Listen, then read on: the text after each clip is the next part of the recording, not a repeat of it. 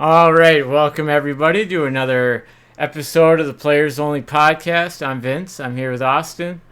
How's it going? Before we get started, are you ready?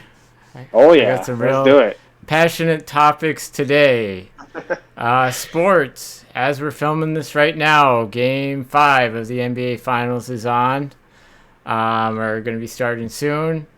Do you think the Heat win another game tonight? Do they push it to Game 6? No? You think it's done tonight? I think it's done. I picked Denver in 6, so I got them winning tonight. So when this is finally on, we'll know who was right. Next thing in the sports world, there's a running back here in Minnesota by the name Dalvin Cook, who somehow, some way got cut by the Vikings.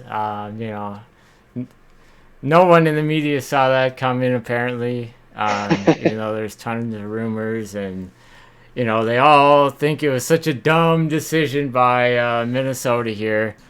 And since he's obviously not coming back, I thought we could run through his career quick here in Minnesota. There we go. First off, before he was even drafted, I remember all the talk shows. Having him top 10 pick, top 8 pick, some people even over Christian McCaffrey, not me, but, some people, some talking heads out there. Yeah. And then he finally fell, middle of the second round, the Vikings took him. That season, we did not have a first round pick, because that was the year before we traded for Sam Bradford and gave Philadelphia our first, who didn't do much for us. But anyways, Dalvin's rookie season, 2017, only played 4 games because he tore his ACL that year. And I don't know if you remember, but I remember. Before the season started, we had a little bet about who would score more fantasy points. Yeah. I had AP, you had Dalvin Cook. And you beat me by like 4 points, right? You're right. It wasn't by a whole lot, but still, I was right. So yeah, that season, the 2017 season, Dalvin Cook's rookie season, we started 2-2. Again, he played the first 4 games, and that was the year we made it to the NFC Championship game. And we got the 2 seed that year, went 12-4, won a playoff game. So our worst stretch of games also happened to be the 4 games that Dalvin Cook played in. Funny how that worked out. Next, we move on to 2018. He had more. Dalvin Cook had more injuries. Only started 10 actual games. Fun fact: the running back that year in Washington, Adrian Peterson, had more rush yards. He had over 1,000. Dalvin Cook 600 and some. Doesn't matter. Next, 2020. So that year, that was the COVID season. Mm-hmm. Let me think. Yes, that was the first COVID season. Yep. And again, didn't do too much that year. 2021 is what I was getting at. So if you remember before that season started, there was a lot of people in the media very anxious, I guess, about certain players that didn't get their COVID shots. Kirk had to answer a bunch of questions. Aaron Rodgers later on that year. And then you had some players, maybe it's because of the color of their skin or something, like Lamar Jackson, Dalvin Cook, who also were very open about not getting the COVID vaccine, and media didn't care. Funny how that worked out. And also that season, Vikings would have been 8-1 after 9 games had they had AP or a decent running back instead of Dalvin Cook. Easily. Specifically, the Cardinals game, week 2, fumbles at the end of the game. And we all know if that was Adrian Peterson, we would have heard about it forever. we would have still been talking about it. It would have been more than just a couple fumbles. It would have been more. Yeah, he would have made big plays too and won the game. And then to combine 2021 and 2022 here, let's not forget Pro Football Focus, who seem to agree with a lot of, like, if I were to grade players, their grades seem to match up a lot with mine. They had Dalvin Cook in the 40s for running backs. So there were teams with backup running backs that had a higher Pro Football Focus grade than AP both those seasons. 2021, Cleveland had 3 running backs that had a higher grade than Adrian Peterson. Fun fact. So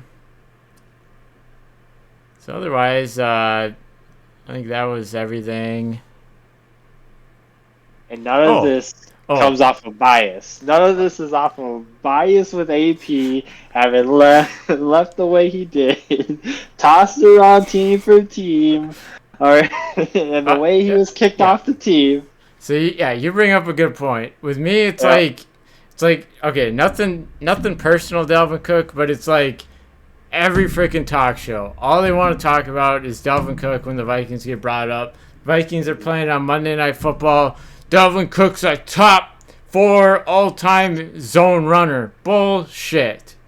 The national media gets Dalvin, because Minnesota's a small market. They get Dalvin Cook and Adrian Peterson mixed up. Easily. Dalvin Cook is a top 4 inside runner. Again, it was one of the guys on Monday Night Football. Is that guy that used to commentate, but they kicked him out because he was terrible. And he was actually commentating that game. Also in the 2021 season, I forgot a little event. So sometime that season, early, he gave a mentally ill teammate a gun. Everson Griffin, who seems to have these mental issues, one night was shooting off the gun in his home. And after that whole incident, never played again. So he took out a great defensive end for us. What a great teammate. Otherwise, any other comments? Like for I just wanted to recognize him one last time. Well, it won't be the last time because he'll get picked up somewhere. You and I will have to talk about it. He's gonna have a great season next year. I'll be able a great season with who? With almost anybody. Look, this with who? The Dolphins bench? Sitting on the bench? No, he'll be a starter wherever he goes. Come on, he'll be the starter. He'll be the number 1 running back on that team.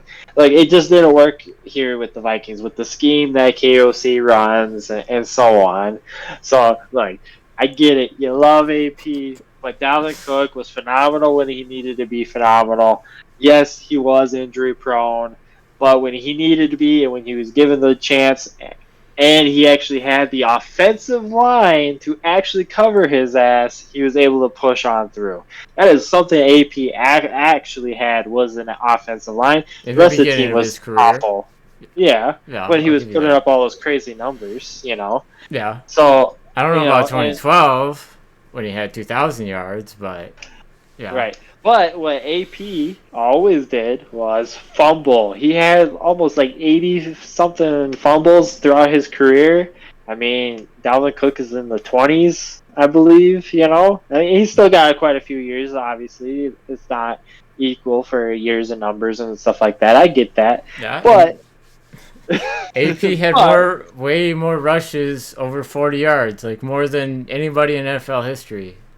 Well, but our offensive line, until recently, has been an absolute disaster, absolute joke, because Zimmer only wanted to focus on his defense, which was also kind of awful, too. But when you only draft defensive players, essentially, you pick up offensive line out of the garage, that's why we also had the Sam Bradford getting hurt, the first game of the season when he was supposed to have his comeback, because we didn't have anybody to protect him, and that's why we had to rely on somebody like Case Keenum, and whatnot. And even then, he was still getting beaten up.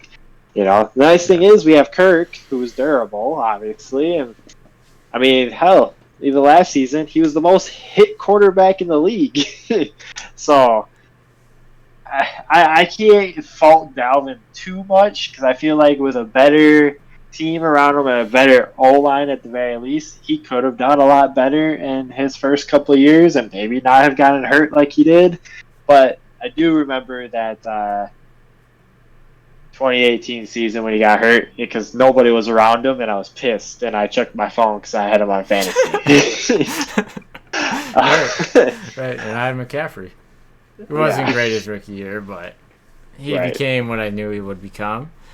But otherwise, bottom line with Dalvin Cook, these people in the media that talk about him like he's a top 3 all-time back don't know what they're talking about, and I'm tired.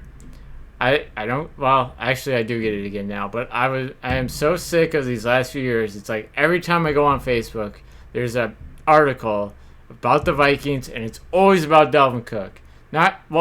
Actually, if it's about Kirk, it's what he's doing wrong, it's how bad he is. But Cook, the son of God, I swear, judging by the articles you always see on Facebook, couldn't do anything wrong. His shit doesn't stink.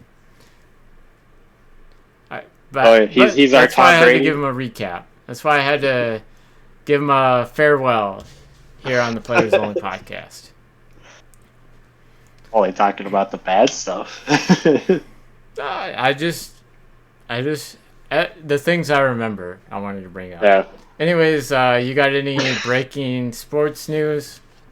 Nothing breaking. I figured that you were gonna instantly dive into the Dalvin Cook stuff, so I made sure to come with a little bit of ammunition, but otherwise, nothing breaking. Stuff that we'll talk about later. But all right, good. Next, the gaming world. Yep. This is another story that's kind of got me going as it's gone on. Nickmercs. His whole tweet, I'm kind of blanking on it, but leaves the little children alone to the Pride post. I forgot if it was a protest or an event, or a march of some kind. Regardless, and then you have Activision, or if I say Call of Duty, that's really who I mean is Activision, because they're the one making these decisions. Right away, pull the skins. Like, yep. I don't know. I didn't see any pushback on Nickmercs. I still see a lot of pushback the other way around. People towards Activision, Call of Duty.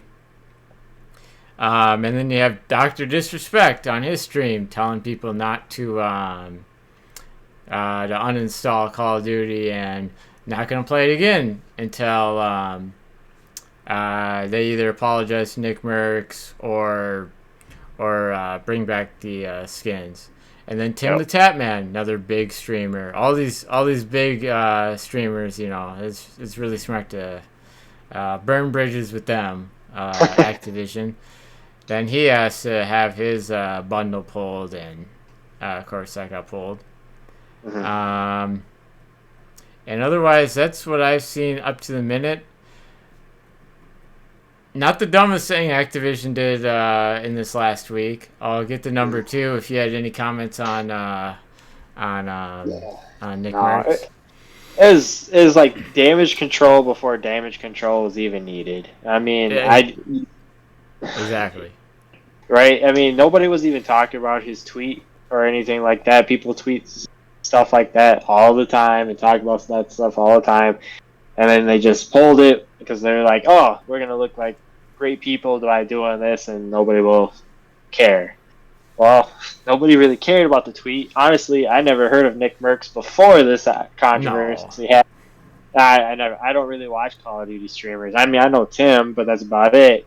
Obviously DR.DISRESPECT, but I've never watched Nickmercs. Didn't know who the dude was, and now I know all about him because Activision decided to blow it up. It's one of those things. It's like when you don't want your kid to do something, you just don't bring it up. You don't bring it up, then it's like, okay, well, that didn't get a rise out of them, whatever, But you bring it up, more people are going to talk about it, more people are going to do it. So, don't encourage it. Exactly. No, and you put it really good there that it was damage control before there was even like outrage. Like, Activision, what are you doing? And again, that was not the dumbest thing they did. The dumbest thing they did last week was so there's this project that's been going on.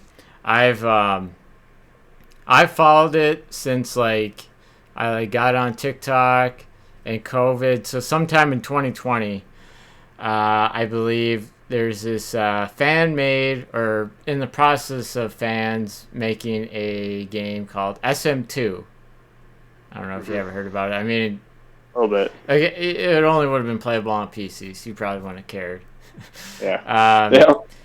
It was basically going to take all the things the community likes in the old Call of Duties, from guns, maps, perks, fast-paced engine, game modes. So, again, and this was in development for a really long time. I was even in the Discord, and I was like, oh my god. And they had like a place to donate. And no, I didn't donate any money, but I was starting to think, even like last year, like, you guys have been working on this and teasing it for like over 2 years. Is this ever going to come out? Mm-hmm. Well, sure enough, they were finally getting close, and Activision C&D's it. Cease and desist is, or C&D is short for cease and desist. It's just what we say in Smash, because Nintendo does it all the time. And here's what really like gets me too. Okay, if there was a way I could play the old Call of Duties, Modern Warfare 2, Black Ops, that kind of time period, MW3, the first Modern Warfare, and not get, put in a lobby, bunch of hackers, or just, a bunch of or just lobbies with nobody, because, the servers are kind of dead. But again, part of it is the hackers. Like, that would be one thing, but like, this project was around because it's really tough to play those old Call of Duties without hackers. Like, a little story for you. This was around November, December, 2022, so 6-7 months ago. I bought Modern Warfare 2 on Steam. Mm-hmm. Played a few games. Again, it was all hackers in the lobbies. If you choose a gun and then put the grenade launcher attachment, you get the gun, but it's like you never pick the grenade launcher attachment. If you do the thumper, you just don't get a secondary, because like they've hacked the game, and like totally taking out grenade launchers. Well, there's one game I was going off, and hacker was on the other team screwing around. I guess he wasn't going like full out, like making himself invincible, but whatever. I'm going off, killing it, and towards the end of the game, all of a sudden, it's like my game closes. And all of a sudden, I get a whole bunch of tabs on one of my browsers, and to keep it age appropriate, it was adult entertainment. Yeah. Yeah, he opened those kind of sites and somehow did 200 tabs. Like, you can't expect people to be playing. You can't C&D the fan made mod and say, well, you can play this when that's not playable. I literally did the refund on Steam, and I will never until if they're not going to do anything about the hackers, I'll never buy one of the old Call of Duties on Steam. Yeah. I mean, unfortunately, it's kind of like one of those things where the company is like, well, we have 15 other Call of Duties. You can play the newest one. No need to go back to the good old times of Modern Warfare 2, or anything like that, when we have this one that half works. Or anything like that, unfortunately. But I don't And this I think is more like a PC thing with the hackers and everything. Because me personally, I'm never going to want to search out for the older Modern Warfares and stuff because the gameplay is just super different than it is now. Obviously, graphics and stuff is something that's important to me, and whatever. So it just doesn't have that same feel as it did, 15 years ago. That it would now. I feel like so. But at the same time, too, there's a big chunk of the community like you that wants that type of stuff and wants to be able to experience that type of stuff again without having to pay $70 for a remake that may never come, or comes and they only give you the campaign. Yeah. So, Yeah. it's just unfortunate, but yeah. Yeah. Like, I again, just the dumbest thing they ever did, and like I was worried about SM2 being like, I don't really like the snipe, so I was worried the sniper was going to be too good. But I did at least think to myself, okay, I could play this every once in a while just to get like my Call of Duty fix out. But now, obviously, right, Activision, they love the hackers screwing up the old lobbies because it's not any fun. And then then you're just gonna buy the new Call of Duty. Yeah. So, anyways, yeah, that was the dumbest thing they did. Again, that Discord had like well over 5 figures of people in there. You're so ready to play it, and yeah, it was. It felt like Activision was being Nintendo for a week. It was like that bad with those two things. Yeah, become a billion-dollar business, and you start to be protective of the stuff you never use. Right.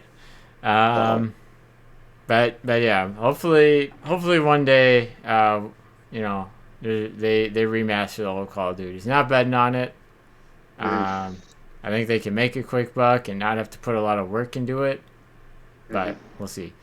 Next topic here to keep things going. Have you seen, still for gaming, have you seen the Overwatch 2 trailer? Oh, for the update? I saw most of it. I got like the snippets and stuff like that for like the new game mode. Yeah. And then we're getting PVE even though it was canceled. And yeah, which is weird. All that really, really weird stuff. Did you see all of it? I'm assuming. I watched the trailer. Yeah. What'd you think? Yeah, I think it looks good. Like, I want the old maps. I'm a big, I guess PvP guy, but I would definitely try the PvE like right away when it comes out. Right. Yeah, I mean, it could be fun, especially like if it's like a more of a survival zombies, but Overwatch style in a way. Like the robots in place of zombies. Obviously, I think that would be really cool. But I know we won't get it like that, but it would be really cool to experience something like that. And I know that there's a new game mode out, and they haven't really touched on what exactly that new game mode is. I don't know if you know what it is exactly. No. But I want the 2 capture the point back. I want the old maps back. You give me the old maps back, I'll play it every night. I want that old game mode back. I want to play Lunar Landing or whatever the fuck it's called. I want to play the Egyptian map, and Egyptian map was my favorite map. And play the same game mode over and over on the same 3 maps. It's starting to get really old, and it's been out for almost a year. So yeah, but right. In the beginning of that trailer, they hinted at some other kind of game mode coming, and then again a lot of the PvE they showed. I thought it was pretty cool. It was like 4. It'd probably be an up to 4 person thing, and yeah, it was like 4 people trying to take out a big Reinhardt. I'm sure the Reinhardt was like, had way more health. Like juice somehow, to make it a challenge. But yeah, I'm pretty optimistic. But at the same time, is this gonna have like the hours into it that a game like Overwatch or Borderlands would have? No, but No, or yeah. It has like zombies? No. mini games too for like single player, like training rooms or whatever, so you can almost looks like you can level up characters or something like that, which is kind Which of weird. I like that though because it would add something. Yeah, I mean, if it's implemented right, the only problem is it's like Overwatch 2 is kind of a microtransaction disaster right now. So, Yeah. I mean, at least playing it's free, but uh, I don't know. I'm just not as hyped as I used to be for it. Mm-mm. But Yeah, otherwise, before we move on, any other gaming news that I missed? yeah. Oh boy. Summer Game Fest is going on. It's been going on Oh. the last couple days. And how they have it situated is basically they had like a Game Awards. Jeff Keighley came out, said his little thing. And they started off strong with a Mortal Kombat 1 trailer. Looked kind of badass and all that. And then it's been going on the last couple days. And it's basically every studio, Xbox, and whatever has their own individual, like, direct basically, and the Summer Game Fest just kind of hops on and re-streams it. Dude, it's the worst thing to replace E3. It is awful. It is a joke to be calling this anything like Summer Game Fest. All they do for 2 hours plus every single day is post cinematic trailer after cinematic trailer after cinematic trailer with zero gameplay, doesn't show you what the game is, doesn't show you what you're going to be doing in the game, just gives you, oh, here's a little story, here's this creepy little dude that you're going to try and kill, and then that's it for 2 hours. And you're sitting there because you're waiting because each studio has one or two games that you're hoping to see later or whatever, and you don't really see anything. And it's, oh, dude, it is awful. It's just mind numbing. It's a 3 out of 10, and it's not anywhere close. It probably could be a 0.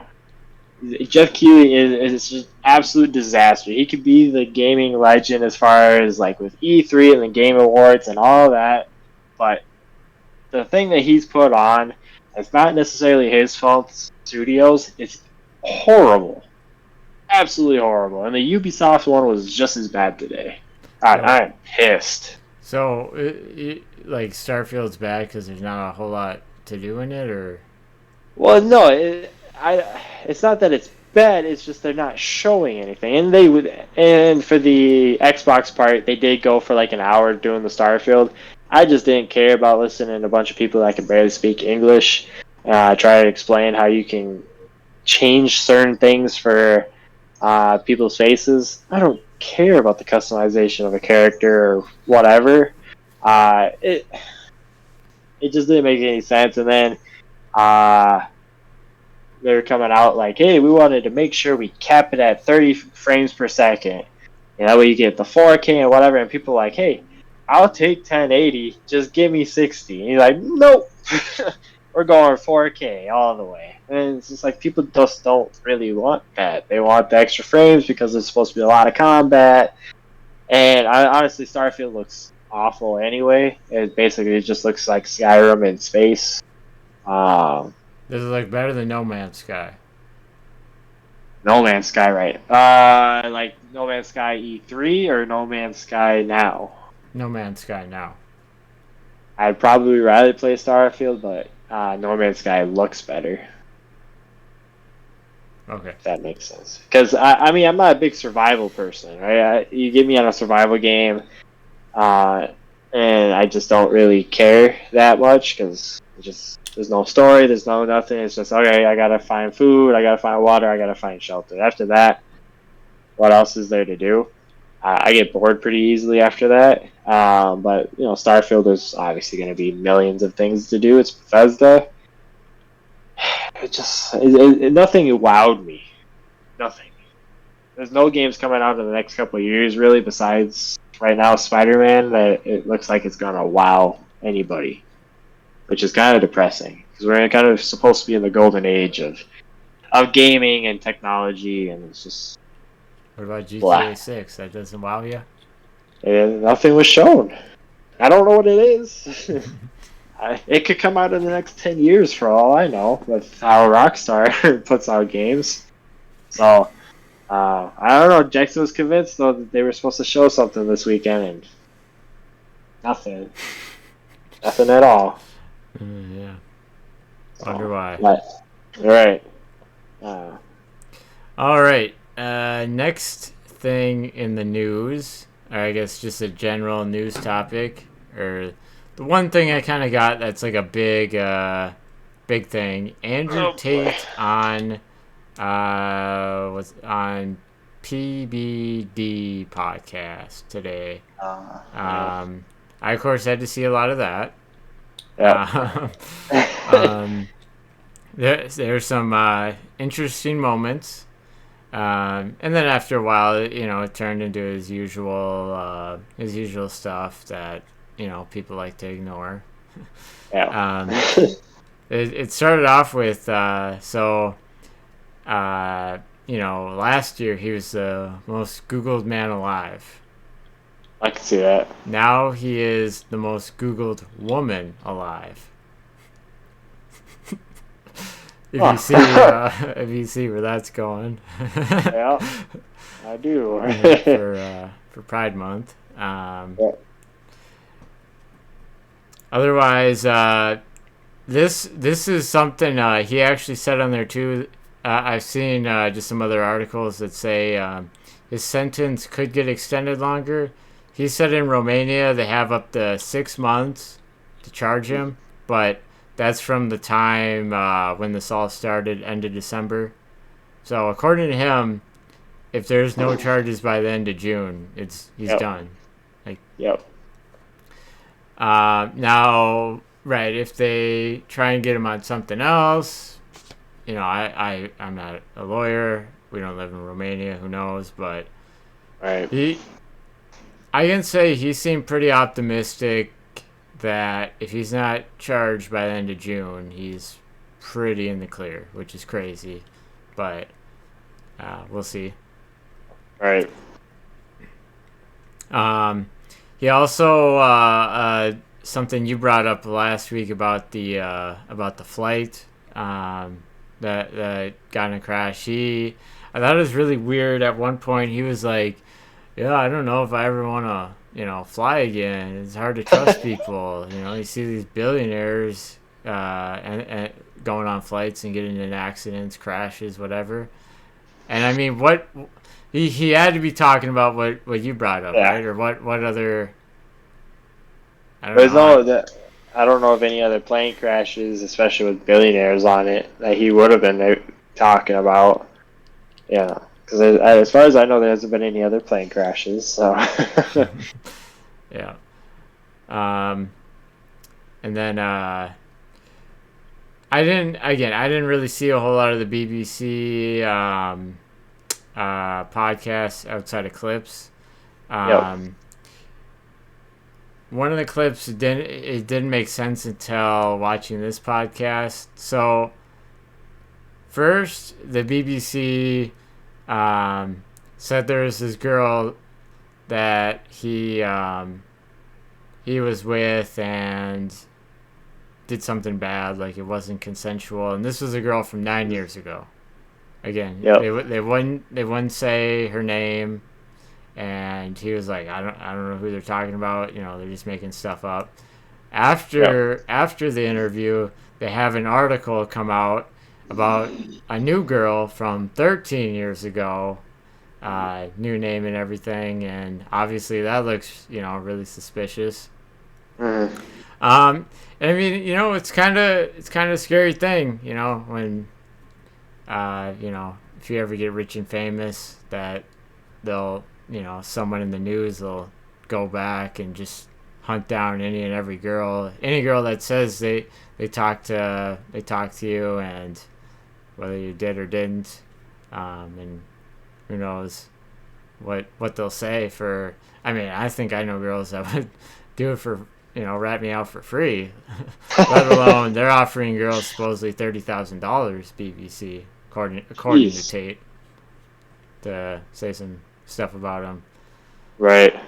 It's kind of weird though too. You can hate Tate for any number of reasons, right? You could just hate things he's saying and not listen to other things he's saying or whatever.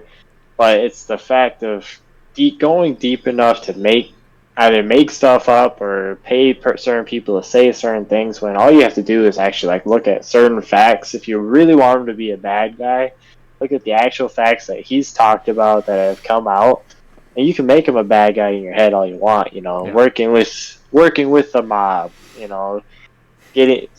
talking bad about women and sexualizing themselves or whatever, when he also profits off of women sexualizing themselves, being a hypocrite, stuff like that. You can look at that stuff and be like, this dude's a jackass, whatever.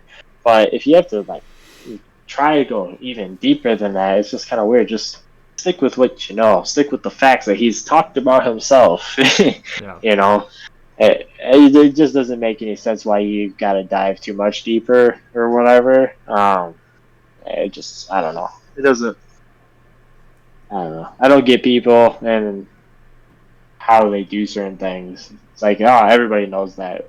We're just gonna try and go somewhere else with it. Dive deeper into what other people already know. Has he killed somebody for the mob? What has he actually done for the mob, or whatever? Because some of that there's a lot of gray area, you know. And again, you figure after 14 months of investigation, they would have some by now, Right. Kind of evidence. This is, according to him, the investigation's been longer than the 5 or 6 months he's been on house arrest or in jail. Right. So yeah, let me ask you this. BBC was trying to get a hit piece on you. They started talking to girls from 9 years ago. How much do you think they'd have to pay him to get a made up story? Not much. Not much. Like $100? I mean, all you have to go for is one particular person that you and I both know, and it'd be free. She'd probably pay them. I was just gonna say she'd probably pay them. So, and this is not a clipped, a clip moment.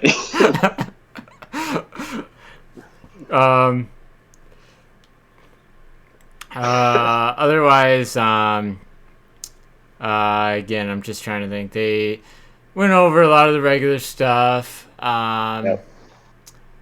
Talked a lot about the Matrix. Yes. His usual stuff, more or less. Yep. Talked about jail some. He had 1 meal a day. And in Romanian jail, he can't use his own money, I guess, but people gave him money, and he bought coffee and cigarettes with it, some kind of tobacco. Because he talked about smoking in jail. I didn't know that was allowed. Is that allowed in our jails? No, but I'm assuming, especially because he's a big tobacco, as far as cigars and stuff like that. He probably needed a kick. But then old school jails, use cigarettes for money, so that could also be a little thing too. Yeah. In Romania. Yeah. Then last funny thing about the interview. He said, so if you remember all the stories that like he's got lung problem, cancer some kind. So here's again, this is according to Tate on the podcast. He said he had some kind of spot on him that he was worried about. He did, while he was in jail, go to hospital, get it looked at or seen by a doctor or private hospital, which he said the private hospitals there are very nice. and I forgot the name of the procedure, but they basically stick a some type of long tube with a camera on the end. They stick that down his throat to see if like his lungs were damaged. Yeah. And of course, the results were no damage.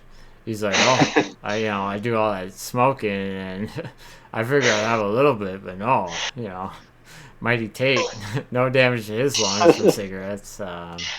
Right. So yeah, that I guess was the last thing there. Otherwise, again, a lot of his regular stuff. But yeah, some interesting things. I guess news-wise, that was about. Did you have any news events?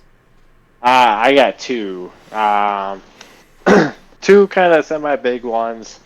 And whatnot. If you don't got anything else. Yeah. I mean, the only other thing I saw, like the House or Senate or they're filing to remove Gary Gensler in the SEC. I'm. It's not a crazy story to me. Yeah. No, it's not too crazy. It's more. Because I did see a TikTok about it a little bit, something like that today. It was like they were trying to vote to basically vote on more stuff, right? And apparently for like the last 20 years, it's always gone through, right, to have more discussions because that's what politicians like to do. So nobody was even thinking anything too crazy about it. So all the Democrats went first and whatever. And everybody started to leave to like go on some like little break. All of a sudden, there's like this big ass commotion because like all the Republicans voted no.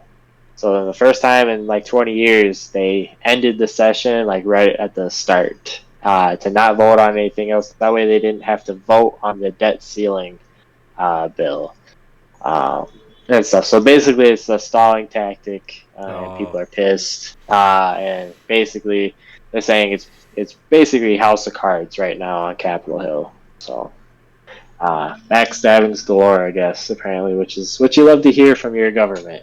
All right.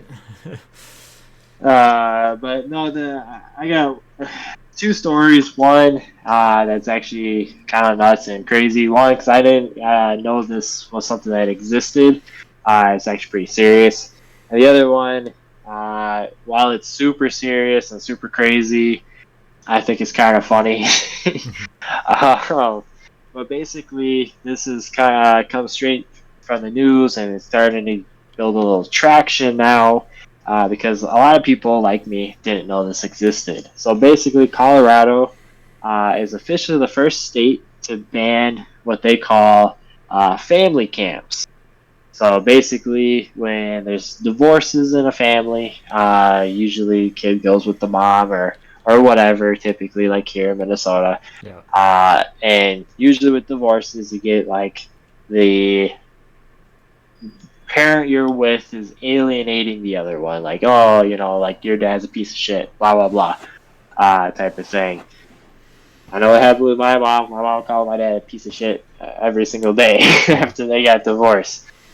Basically, though, when that gets brought up in court, apparently there's these things called family camps where kids are court ordered to go to these little camps or to stay with the other parent for like 90 plus days, even if there's been like threats of abuse and emotional, physical, the works, and they cannot contact the other parent on any terms, right? They can't contact the other parent. They can't even contact the other family. And there's even these certain camps with like counselors and directors and stuff that like encourage and will like scream at the kids that they need to do stuff with the other parent or be like, you're the father, smack them silly type of shit. And it got to the point even where there was like this 12 and 13-year-old brothers that locked themselves in the room because they refused to do anything, and like, all right, you know what? And the camp person was like, all right, you know what? You don't come out right now, not only are you not going to get any food, but you're going to go to jail, and you're never going to talk to your mom again, basically. And when the kids still didn't come out, they ripped the door off and took away all their clothes and the food for the rest of the time they were there. So, right, apparently this stuff is all over in the United States, and nobody really knows it exists. It's kind of crazy that it's actually a thing. And obviously, it's just a huge power struggle between the parents, and it just makes obviously divorce and everything like that worse. So, now that I've brought the room down, any thoughts on that before I get into the kind of funny thing? Or just to be clear, so those camps, you're staying with the parent that doesn't have custody? Correct, and you can't contact your other parent in any way, shape, or form. Otherwise, the other parent that doesn't have custody has to pay for the camps, and usually it's like $15,000. Yeah, for 4 days. Wow. Yeah, that's a lot for 4 days, but yeah, and I think that can kind of be a good thing. If one of the kids isn't talking to the other parent or whatever. Right. I think I know some families that if they had that when they were younger, they'd benefit. So right. Yeah. The idea on paper is a good thing, but when the way it was used and the way that it was done, awful. So if you want some more information, like more of the hard facts and the actual like citations of everything, I watch Philip DeFranco almost every day. He covered it big time in a Sunday episode. It's literally like 15 minutes long that we could go on and on just talking about this one thing. But this is just headlines. We hit you with a couple of bullet points and the hard facts, and that's about it. So, but the fun one. Oh boy. So we're gonna talk about old boy Trump. Because it's obviously he's going to be in the news every single day for probably the next couple of years.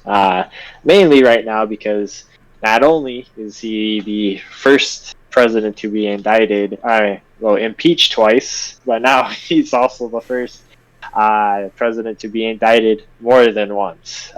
In fact, he's not indicted on just 7 charges like they had previously said. It's been bumped up to 37.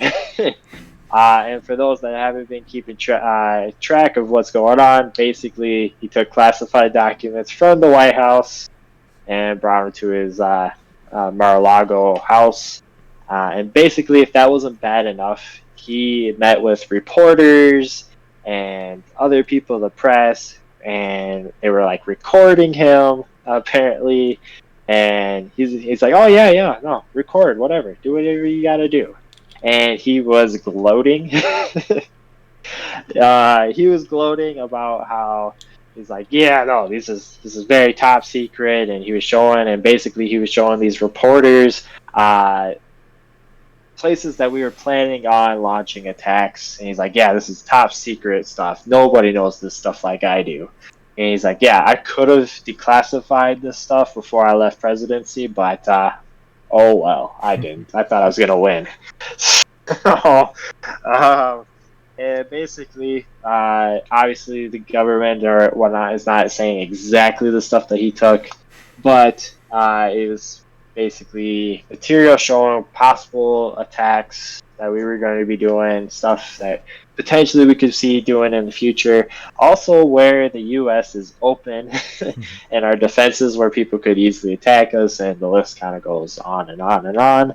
But I did think it was really interesting that it went from 7 charges to 37, and he doesn't really care. I think he thinks he's going to get off scot-free or something's going to happen. And I just really thought it was funny that this recording is getting leaked out, and he is all happy as could be. He said talking to the people like, "Oh, those are declassified. I said they were declassified, whatever." And he's in the back room like, "I didn't declassify these fucking things.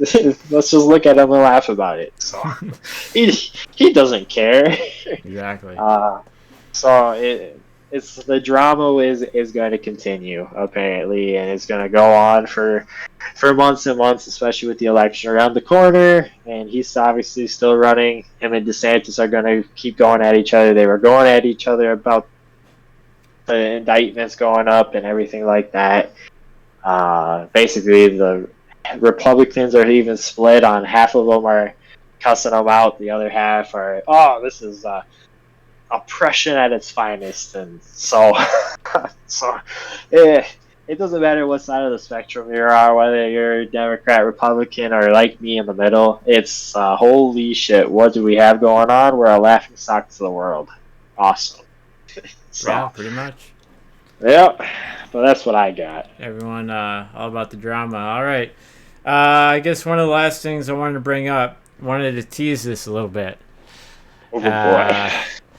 For potentially some future content. If we were to interview someone who has had 4 separate stints working at Walmart, what is maybe something you would want to hear, or maybe a question, or maybe some examples like the people he worked with, the drama, maybe girlfriends this individual might have had, customers. If he's had any one-on-one experience with white trash.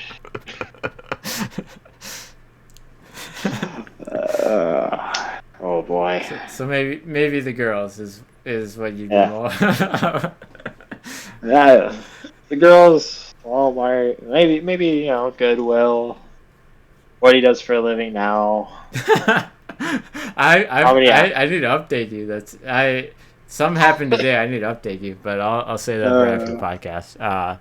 But anyways, how many hours a week he works?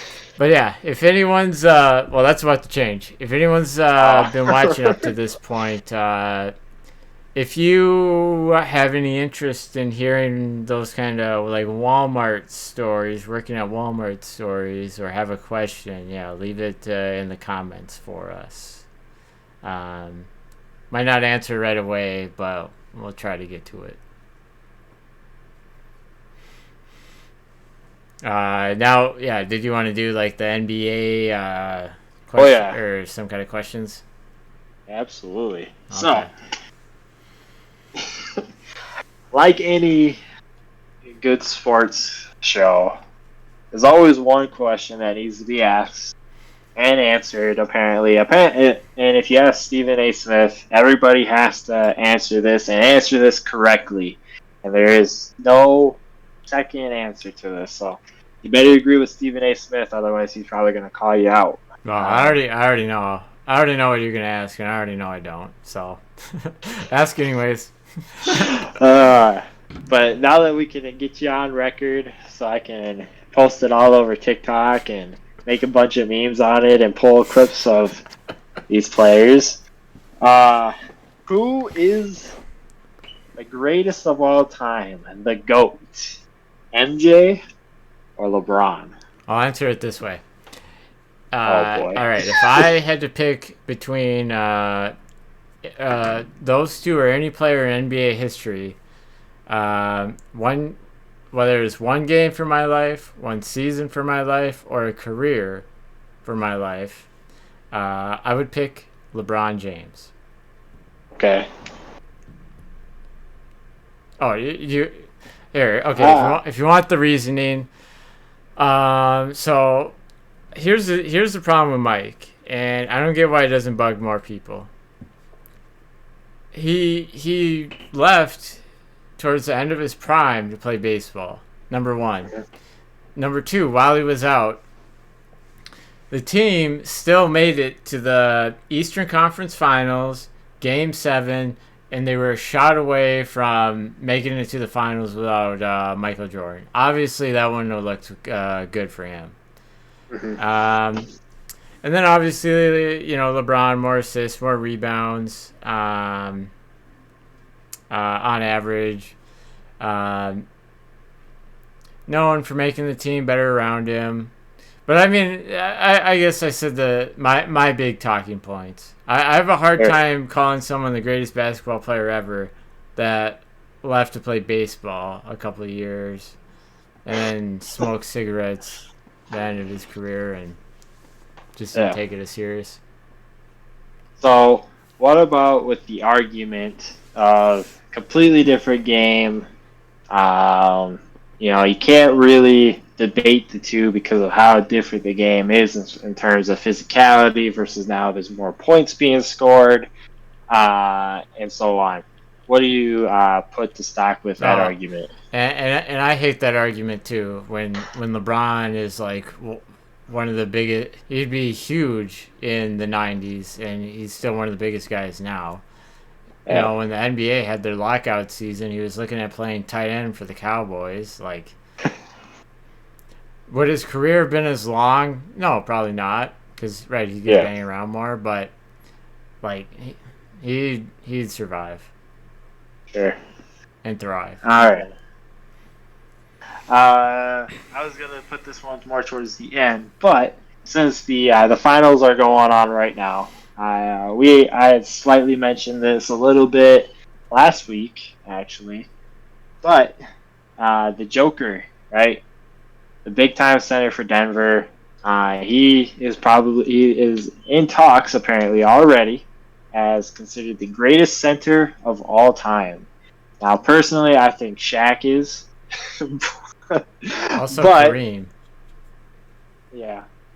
I just like Shaq a little bit better personally. But what do you say to those arguments? That Joker is the greatest center of all time, or even Joker versus Kareem, or Joker versus Shaq?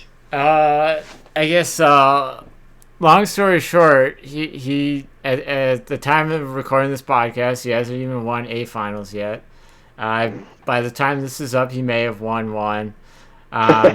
Those guys won multiple. They stood out so much in their era, and we just had a center win MVP this season that wasn't him, Joel Embiid. And it's like it feels like the media, we were just having conversations about Giannis being the best center or just the best player in the league, and now Joker's somehow the best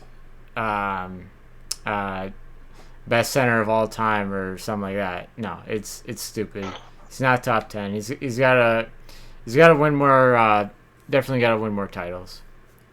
So Joker is not top 10 for centers.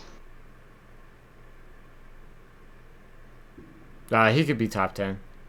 Okay. I thought sorry, I meant top 10 players. Okay. But top 10 just centers. But again, I don't.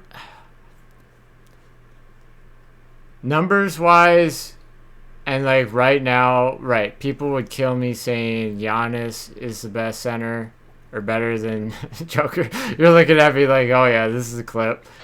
Right. People would kill me saying that after Giannis lost in the first round to the team, Denver's about to beat, but Giannis still was hurt for a little bit of that first series, and they lost some games. But it's really close. Well, if you had to choose, you're building your own basketball team, right? You need a center. Who you grabbing, Giannis or Joker? Well, Giannis. Now, for fantasy basketball, yeah, Joker's better because he's gonna get assists. But yeah, if I'm starting a team, I'll take Giannis. And I feel like people would say, okay, well, you don't know if you're gonna have a good point guard or someone that can pass and do other things. But it's like I'm kind of assuming I got some okay talent around him. If they're just trash cans, okay, maybe Joker. But, I'm sticking with Giannis. Thank you for the perfect... I have a perfect TikTok. Hold on, I just need to write this down. Yes. Oh, you just painted yourself into a trap. All right. Uh, Hey, my answer will age well. not after this TikTok I'm about to make. uh, Yesterday, I was scrolling through YouTube Shorts. I was kind of studying the algorithm a little bit, trying to figure out why certain things are recommended to me versus not, and whatever, right? And I came across a NJ little short, and I sent it to you. And he was listing off all of his finals team. And he basically was saying, "Hey, greatest of all time. Who cares? Greatest team of all time, though." And he listed off all of his teams, basically. But when I sent it to you, you said the 2018-2019 Warriors. Now, how come you choose the 2018-2019 Warriors as the greatest team of all time, and it doesn't even have MJ, LeBron, obviously Kobe, or anything like that? So I guess we'll start with that team. Steph Curry, Klay Thompson, Kevin Durant, Draymond Green, and then I believe the center that first year, I can't think of his name, but he went to play for the Lakers a couple years later, I believe. But yeah, I mean the basic argument there is when you go back to that time. So the season before, the Warriors were 73-9 in the regular season, which has never been done before, or they tied the best record ever. One of the two, doesn't matter. Even though they went to the finals and lost, then still really good, 73-9. And then you add Kevin Durant, and then that next season they only lost one playoff game, and the one playoff game they lost, it was in the NBA Finals, and it was like a historic performance by Cleveland, that one game to take them out. I don't remember the stats, but it was like a crazy number of threes, and well over 100 points. Cleveland scored. So that's I guess my basic argument. Like the Bulls team, Mike and Scotty, Dennis Rodman, who was still good. Wasn't the biggest scorer, but that's like Draymond Green. But like, I mean, I don't think anyone would debate this. Might be clippable material, but I don't think anyone would object to this. I think most people in 2v2, just who's better between Michael and Scotty, or Kevin Durant and Steph Curry, most people would go Steph and Kevin Durant. They're just overall better. And again, we're kind of making the parallels there. And then the Bulls, then they had some guy out of like Slovakia or out of Europe, but I mean with the Warriors, Klay Thompson's way better than I can't think of the name, Luke Longley. I might be thinking someone modern when I say that, but people watching would know who I guess I'm talking about, the guy out of Slovakia, or if you've seen The Last Dance, they talk about him. So long story short, the Warriors are more talented. It bugs me when, like, maybe this was like your follow-up question. Well, what if they played in the 90s instead of the 2000s because of rules and physicality? I don't care. The Warriors, they're scoring, they're making 3 points each time, and they're more efficient. And the Bulls, they're scoring 2 each time. So they might score 90, might be a lot for the Bulls. While the Warriors, they'll have that Warriors team, right? 120. We're talking. Now, yeah, right. And when there's more physicality, it'd be closer scoring, but still, I'm rolling with the Warriors. And in the modern era, right? Because they shoot threes, it'd be bad. Right. Could be bad. All right. Just remember, this is the guy that said Steph Curry is nowhere near the GOAT. No. We got that all over TikTok. Good. But speaking of Steph Curry, and my final question of the night, prime Steph Curry, right? Full on in his prime, around probably that 2018-ish mark, and prime James Harden. Who's better? So again, I'll answer it like if I had to take one for my team. If I had to choose between the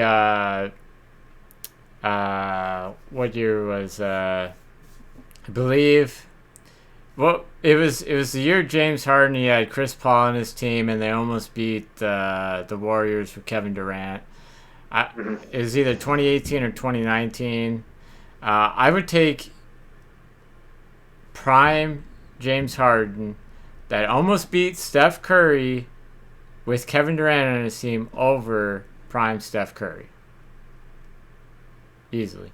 Better scorer. Now, if you want to talk career, Steph's had the better career. Like James, it feels like he's close to the end. Now, again, Steph, people, look at titles, but Steph's always been on the better team, had a solid coach. James had 1 year at Chris Paul, injured Kyrie Irving and Kevin Durant. Yep. Tried to get out of Houston himself, and now he's just not out of his prime. So, yes, I would take prime James Harden over prime Steph Curry. Oof. There you go. Taking the beard over the guy that changed the game. All right.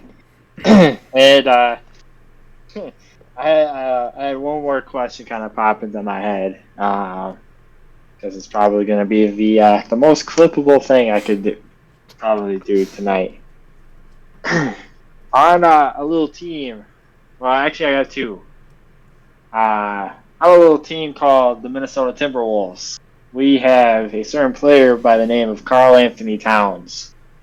Should he be traded because of the output that he has been putting out over the last 2 years and missing half a season this last season? Yeah, and I would just trade him because Karl Anthony Towns does not look like a winner to me. He's been here how long? And the best we've ever did is 7th seed. Got the 7th seed. He does have some good games because he's got that talent, but I'm ready to just Ant is still young, so might as well just get someone else around here. I was the guy too a year ago when the Timberwolves made the Rudy Gobert trade. I was the guy pounding the desk saying, why do we need 2 centers? And they'll figure it out. And then, month into the season, why did we do this? Why did we give up 4 first-round picks? Right. Just amazing how people flip. Right. Just amazing. So, well, you kind of already answered my second question here, but is the Rudy Gobert trade one of the worst trades in NBA history in terms of what we got out of it?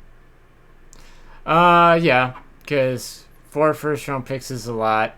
In the NBA, too, there's a weird rule, like, you can only do it every other year. So, we're gonna be without picks for 8 a long years. time. Yeah, and who knows, what we'll be doing with the other picks, if we'll even be that close to the top. Probably not, because of Ant. Because he's solid. For sure. And then, otherwise, the only other things I have for you is I got some keep trade cuts, but we can save those if you want. Otherwise, we can run through them. I only have 3. Let's do them. All right. I think this will be pretty easy. The first one is actually going to piss you off quite a bit and whatnot because it's somebody you get off of TikTok all the time. That's somebody you should pick up. Calvin Ridley, now on the Jaguars. He's got lots of hype on TikTok, and he's coming off a major suspension for sports gambling. Is he somebody that you should cut, trade, or keep? I would lean towards trade, just because he is older now, and I'm tired of all the hype when he hasn't played, and it's not like he's the only receiver in Jacksonville. I like Christian Kirk. I like Evan Ingram. Finally, they got another wide receiver there, I believe. Zay Jones played well. So I think he's got a good season in him, maybe two. But I feel like I see a lot of people anticipating this top like 20 season. I don't see that high at all. So I'm trading him to the guy that thinks he's going to be like a top 20 receiver next year. Easy. All right. This next player is a running back out of Cincinnati. Recently, he has come up with some legal issues, and Cincinnati also wants to restructure his contract, and it sounds like he's not really wanting to work the bill. But he is coming off of a really great season the year before, but he is coming off of also an injury. But the reason that this is also being brought up, though, not only just because of the legal issues and whatnot, because you would probably want to just trade him, but with the running back market, what it is, like with Dalvin Cook now just being released, Ezekiel Elliott's still a free agent. If this player is to be released, who knows where he would go and what's going to happen with these issues, so you might not be able to trade him so easily. But for Joe Mixon, you cutting him, trading him, or keeping him? So my answer might surprise you a little bit. I am keeping him. I see a good season out of him. And I guess I don't know his current contract off the top of my head. If they don't think they can replace him, then I don't see why he wouldn't have another season after that. The problem with trading him is, right, anyone's going to bring up or they're going to know about the off the field issues. So also 27, which is kind of older running back. So I don't see why you would sell him or trade him for 10 cents on the dollar when it's looking like he's actually going to have be a starting running back and everything and have a good season. So I'm keeping him. I'm not trading for him. I'm not trading him away. And no point to cut him. Yeah, definitely. All right. And then finally, this one is actually going to surprise you and completely come out of left field because this is somebody you wouldn't think would be on something like cut, trade, keep. Because why are they not on a roster? No, this is the best quarterback in the league. The reason he's coming up is mainly because in a dynasty superflex, quarterbacks are worth a lot, right? Especially probably the best quarterback in the league. You could get a lot for him. But the problem with him is he has one great weapon and a lots of mediocre. And when he can't move, he's not really the best, right? We saw that quite a bit towards the end of last season, especially in the playoffs when his ankle was all messed up. He couldn't move too much. His accuracy was a little off, but hey, they still won, right? And there's a little bit of a worry that some teams may be figuring out. So, Patrick Mahomes, cut, trade, keep. Oh, keep. Yeah, in a dynasty league, like, man, you're not gonna get another him anywhere with Andy Reid. And yeah, you're right. This is out of left field. Again, this is if you're starting a dynasty league, he's my top overall pick. Yep. Without a doubt. Yeah, I mean, I'm keeping him for sure. No doubt. I got like a list of like 30 names, and some of them are completely out of left field. But at the same time, if you need a lot of pieces, you never know what you're gonna say. Being the fantasy mind that you are, and whatnot. The weapons do worry me, especially with Kelsey. Getting old. He might only have a year or two, maybe 3 left in him. So who knows?